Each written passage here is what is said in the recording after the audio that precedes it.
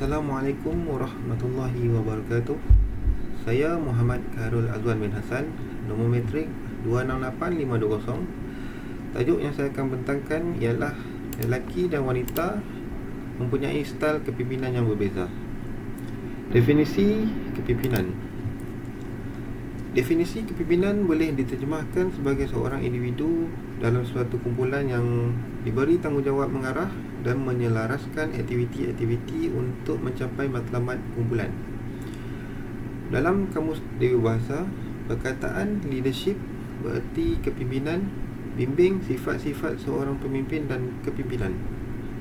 Rumusannya, kepimpinan merujuk kepada keupayaan serta kebijaksanaan seseorang ketua dalam mengurus kaki tangan bawahannya dan sumbernya ada. Ia juga bermaksud suatu kuasa yang ada pada seorang pemimpin untuk menggerakkan anggota kumpulannya untuk mencapai matlamat tertentu. Definisi kepimpinan menurut Islam. Menurut perspektif Islam, kepimpinan merupakan suatu amanah yang wajib dilaksanakan dengan sebaik-baiknya, manakala pemimpin pula adalah bertanggungjawab dalam mengurus, mentadbir dan menjaga apa yang diamanahkan kepadanya. Kepimpinan bukan sahaja dikaitkan dengan tanggungjawab kepimpinan dalam bentuk kelompok, bahkan kepada diri sendiri, seperti mengawal panca indera supaya sentiasa mentaati Allah, menjauhi larangannya, baik dalam bentuk perkataan, perbuatan maupun dari sudut akidah dan keyakinan sehingga mengakibatkan penyelewengan. Kepimpinan dalam Islam adalah bersifat sepadu yang menitik beratkan keseimbangan di antara kepentingan roh dan jasad, antara perkembangan pembangunan spiritual dengan perkembangan material demi menjamin kesejahteraan hidup manusia di dunia dan akhirat. Teori kepimpinan. Hasil kajian yang dilakukan oleh para sarjana, terdapat dua jenis teori kepimpinan yang boleh dirujuk, iaitu teori tradisional dan teori contemporary. Yang pertama, teori tradisional. Teori tradisional meliputi teori pendekatan sifat, pendekatan gelagat atau tingkah laku, dan pendekatan kontingensi atau pendekatan situasi. Yang kedua, teori contemporary. Teori contemporary terdiri daripada teori atribusi, penggantian kepimpinan, kepimpinan karisma, kepimpinan transformasi, kepimpinan posteroid, kepimpinan kediri serta kepimpinan dan kepintaran emosi. Perbezaan style kepimpinan lelaki dan perempuan. Keistimewaan penciptaan Allah Subhanahu Wa Taala pada perbezaan kejadian manusia lelaki dan wanita menyebabkan perbezaan terhadap gaya tindak balas terhadap situasi dan cara penyesuaian diri dengan keadaan persekitaran. Jika dilihat dari segi pimpinan oleh kaum wanita, kaum ini bersifat lebih tegas dan yakin. Selain itu, sifat wanita yang lembut mendorong mereka untuk lebih mempunyai empati terhadap pekerja bawahannya.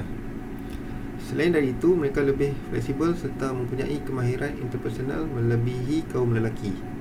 Walau bagaimanapun, kepimpinan lelaki juga mempunyai kekuatannya tersendiri. Dari segi kepimpinan, tidak dapat dinafikan lelaki merupakan calon atau contoh yang paling ketara untuk memimpin. Dikatakan kaum lelaki lebih ke arah kepimpinan dari segi kecenderungan dan lebih teratur dan terarah untuk menjaga dan berkelakuan agresif berbanding wanita. Faktor yang menyumbang kepada perbezaan kepimpinan lelaki dan wanita. Pemimpin lelaki lebih berpandangan jauh apabila memimpin. Apabila berkomunikasi, mereka lebih suka apabila perhubungan kerja terjadi antara ketua dan pekerja-pekerja dengan melakukan tugas bersama-sama. Lebih pandai mengawal emosi berbanding kaum wanita apabila berkomunikasi. Umum mengetahui kaum lelaki tidak terikut-ikut perasaan jika berlaku sesuatu masalah. Mereka lebih berfikiran dengan tenang dan cuba menyelesaikan masalah tanpa merungsingkan kepala. Dari segi pemimpin wanita, mereka lebih berupaya untuk meningkatkan hubungan sosial antara pemimpin dengan pekerja. Dilihat lebih menggunakan budi bahasa yang sopan. Lebih mudah mesra membuatkan pemimpin wanita dilihat dapat berkomunikasi dengan lancar bersama pelanggan, pelabur maupun pekerja bawahannya. Sifat wanita itu sendiri yang mudah mesra membuatkan pemimpin wanita dilihat dapat berkomunikasi dengan lancar bersama pelanggan, pelabur maupun pekerja bawahannya. Mengapa berlaku perbezaan? Terdapat dua faktor, iaitu faktor jantina dan faktor persekitaran. Faktor jantina terdiri daripada jantina lelaki dan jantina perempuan. Bagi faktor jantina lelaki, terdapat tiga, iaitu maskulin, transaksi dan orientasi perniagaan. Bagi faktor maskulin, lelaki dan sifat maskulin tidak dapat dipisahkan. Sifat kepimpinan yang lebih berorientasikan lelaki membuatkan mereka lebih terselah gaya kepimpinan dengan dapat mengendalikan pekerja bawahan mereka dengan lebih sistematik. Bagi faktor transaksi, pemimpin kaum lelaki dilihat lebih jelas dalam memberi penerangan tentang tanggungjawab terhadap para pekerja bawahannya. Selain itu, mereka kerap memberi ganjaran kepada pekerja dengan harapan ganjaran yang diberikan mampu mendorong para pekerja untuk melakukan kerja dengan lebih baik.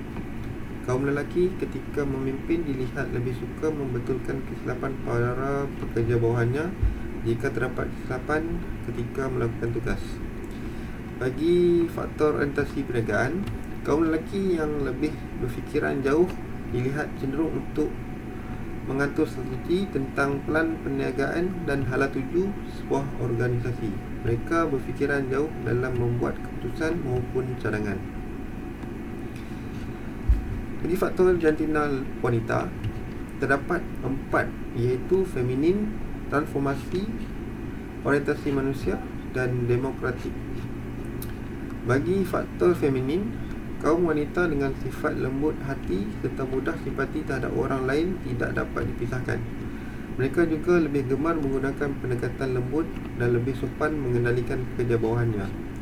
Bagi faktor transformasi, sifat semula jadi kaum wanita yang lebih lembut dan murah hati menunjukkan mereka sangat membantu para pekerja mengembangkan potensi kerja pekerjanya dengan membangunkan organisasi. Kaum wanita juga telus dalam menyatakan sesuatu matlamat. Bagi faktor orientasi manusia, pemimpin wanita lebih sensitif terhadap orang lain. Mereka juga sangat menjaga dan berusaha untuk mengembangkan hubungan terhadap orang sekelilingnya. Sebagai contoh, dalam sesebuah organisasi, seorang ketua perempuan lebih memahami jika pekerjanya menghadapi masalah individu yang mana masalah itu boleh menjejaskan pengurusan organisasi. Bagi faktor demokratik pula, mereka mempunyai kemahiran interpersonal dan hubungan yang kuat yang menjadikan mereka kelihatan empati dan berkesan kepada kaki tangan mereka. Mereka dijangka mudah menghadapi dan bertimbang rasa serta terbuka dalam rundingan suatu masalah. Faktor persekitaran. Dalam faktor persekitaran, wujud persekitaran yang mana boleh dilihat kaum lelaki mampu memimpin dengan lebih baik kerana biologi mereka yang tegas dan lebih perkasa menjadikan mereka cepat berkembang dalam menentukan hala tuju sesebuah organisasi.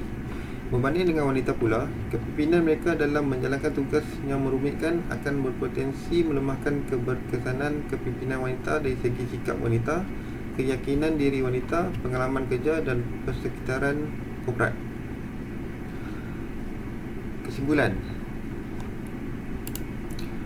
Kesimpulannya, saya bersetuju dengan pernyataan yang menyatakan terdapat perbezaan style kepimpinan antara kaum lelaki dan kaum perempuan. Berdasarkan hujah-hujah yang telah dikemukakan, sememangnya terdapat perbezaan antara pimpinan lelaki dan perempuan. Namun begitu, perbezaan jantina bukanlah batu ukur untuk menentukan siapa yang lebih baik memimpin. Pemimpin yang baik lahirnya dari sifat kepimpinan yang ada dalam individu itu sendiri, bukan faktor jantina. Adalah lebih baik sekiranya kaum lelaki dan perempuan saling memahami dan mempelajari tentang cara kepimpinan masing-masing untuk kebaikan organisasi dan negara. Sekian, terima kasih.